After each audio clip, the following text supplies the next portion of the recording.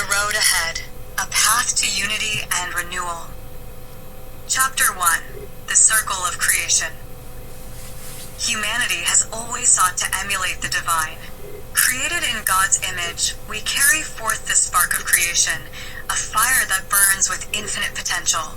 With this fire, we have fashioned tools, written symphonies, painted masterpieces, and, in the modern age, crafted machines in our own likeness. Robots and automation now stand as the fulfillment of an ancient longing, a yearning for labor-free wealth creation.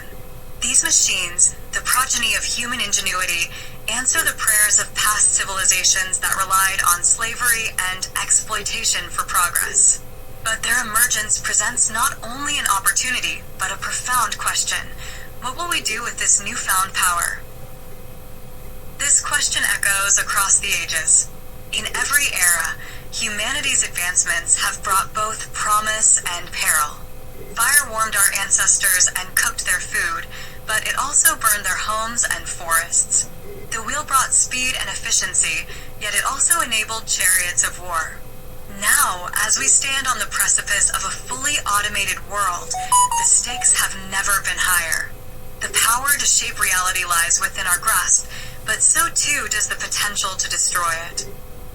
The divine act of creation is not merely one of making, it is also one of responsibility. Just as God imbued humanity with stewardship over the earth, so too must we act as stewards of our creations. Robots are more than tools. They are reflections of ourselves, manifestations of our collective will. Their purpose should not be to perpetuate the systems of greed and exploitation that have defined so much of human history. Instead, they must serve a higher calling. For centuries, humanity's ambitions have been tethered to the relentless pursuit of wealth. Empires rose and fell on the backs of the oppressed, their riches built upon the suffering of countless lives. The Industrial Revolution promised liberation, but instead birthed new forms of exploitation. Now, as machines take on the labor once performed by human hands, we have a chance to break this cycle. Automation can free us from toil, but only if we choose to let it. It can provide abundance, but only if we reject the scarcity mindset that has plagued us for millennia. This moment demands wisdom. It demands that we look beyond the narrow confines of profit and productivity and ask ourselves what truly matters. Do we continue to hoard resources, draining the earth of its vitality, or do we find a way to live in harmony with the natural world? The systems of the past, driven by division and greed, have run their course. They have brought us to the brink of ecological collapse and social disintegration. To continue on this path would be to court ruin. Yet, amidst this darkness, there is hope. The same spark that drives us to create machines also drives us to seek meaning, connection, and justice. We have the capacity to draw a new circle, one that encompasses all of humanity and restores balance to the earth. This circle must be built on principles of unity and stewardship, reflecting the divine charge that lies within us all. It must honor the intrinsic value of every person and every living thing, recognizing that we are all interconnected. The circle of creation is not a line that ends with us. It is a continuum, a sacred loop that binds us to the past, the present, and the future. To step into this circle is to embrace our role as co-creators, not as masters of the earth, but as its caretakers. It is to acknowledge that true wealth lies not in what we accumulate, but in what we nurture and sustain. As we embark on this journey, we must ask ourselves, what kind of world do we wish to create? The tools are in our hands, and the fire burns within us. The choice is ours to make. Will we wield our power wisely, or will we squander it in pursuit of fleeting gains? The answer will define not only our legacy, but the destiny of all who come after us. This is our moment. The circle has been drawn. Now, we must decide how we will fill it. Chapter 2. Return to the earth. The cities we have built, monuments to human ingenuity, must transform into spaces of renewal. For centuries, these urban centers have stood as emblems of dominance over nature, their concrete and steel spires reaching for the heavens. But now, it is time to reimagine their purpose. Let our cityscapes yield their dominance, making way for nature to reclaim its ground. Urban centers must evolve into lush gardens and food-producing landscapes, sustaining life rather than consuming it. This transformation is not an act of regression, but one of progression, a return to balance with the natural world. Imagine streets lined with edible forests, where fruit-bearing trees replace asphalt boulevards, and vertical gardens adorn once sterile skyscrapers. Rooftops could host vibrant ecosystems, buzzing with pollinators and blooming with medicinal herbs. The air, once heavy with the scent of industry, could carry the fragrance of wildflowers and fresh produce. Parks would expand into sprawling sanctuaries, bridging the gap between humanity and the earth. The pulse of urban life would harmonize with the rhythms of the natural world, creating a symphony of coexistence. This vision extends beyond the cities, urging humanity to venture into the untamed edges of the world. The snow-covered lands of the North and South Hemispheres, often deemed inhospitable, hold untapped potential for innovative living. These regions, with their vast, untouched expanses, could become the cradle of a new civilization built on resilience and adaptability. By employing sustainable technologies and learning from indigenous practices, we can create self-sufficient communities that thrive in these extreme environments. The cold, once seen as a barrier, can be embraced as a resource, shaping dwellings and lifestyles that celebrate harmony with the elements. Decentralizing population centers and rewilding urban areas are not isolated efforts, but interconnected steps in a larger journey. The abandonment of dense, sprawling cities allows ecosystems to regenerate, their soil enriched by the roots of native flora. Rivers, long confined by concrete, can once again meander freely, nurturing the landscapes they traverse. Wildlife corridors would stretch uninterrupted, linking habitats and fostering biodiversity. In this new paradigm, humanity's ingenuity would no longer be measured by its ability to conquer nature, but by its capacity to coexist with it. Cities, once symbols of separation from the natural world, would transform into gateways for its revival. Communities would no longer seek to dominate their surroundings, but to integrate with them, drawing strength and sustenance from the earth's abundance.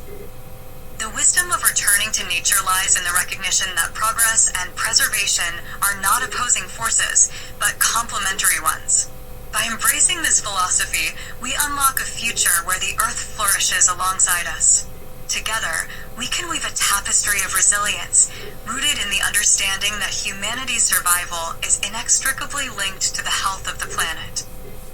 This return to the earth is not merely an environmental necessity, but a spiritual awakening, a rediscovery of our place within the intricate web of life. It calls for courage and imagination, for the willingness to leave behind old paradigms and embrace a new way of being.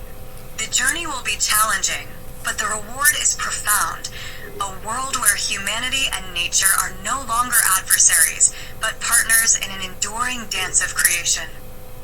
Diversity. Chapter 3. A Unified Humanity. The transformation of humanity begins with the principle of unity. For too long, we have allowed the artificial barriers of race, creed, and nationality to dictate our interactions and fragment our societies. The age of division must end. A unified humanity, one race of beings bound by a shared destiny and purpose, is not only a moral imperative, but an existential necessity. At the heart of this vision is a simple yet profound idea: the common good outweighs individual accumulation. Inspired by the early Christians, we must adopt the principle of the common purse, a system where resources are distributed according to need. This does not mean erasing individuality or suppressing ambition, but redefining success as collective well-being rather than personal gain. Imagine a world where no child goes hungry, where every individual has access to education and healthcare, and where wealth serves humanity rather than enslaving it.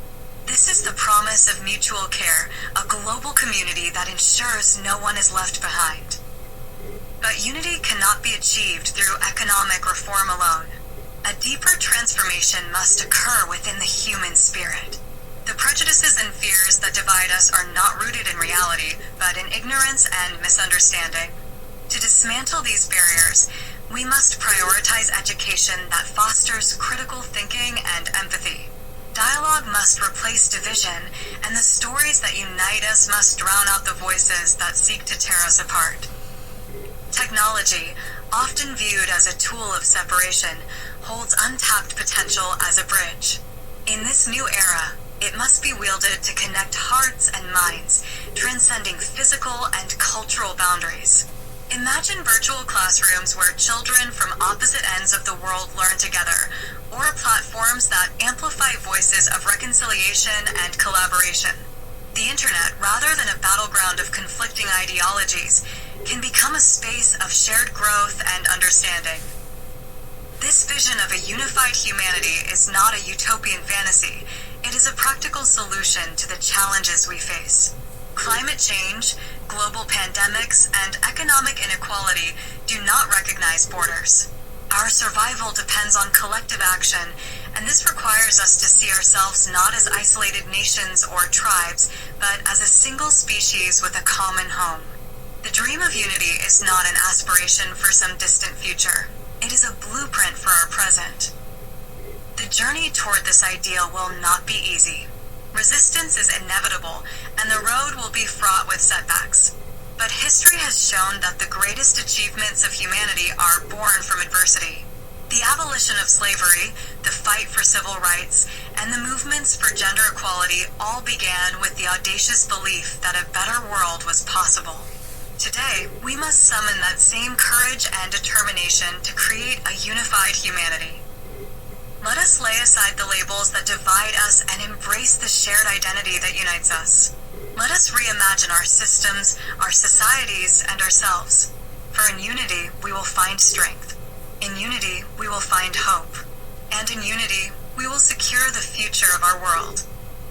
Conclusion.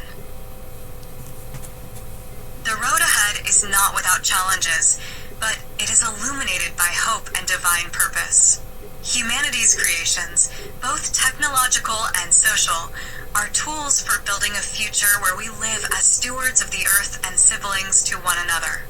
By returning to the earth, embracing unity, and living with purpose, we can answer the call of our collective destiny.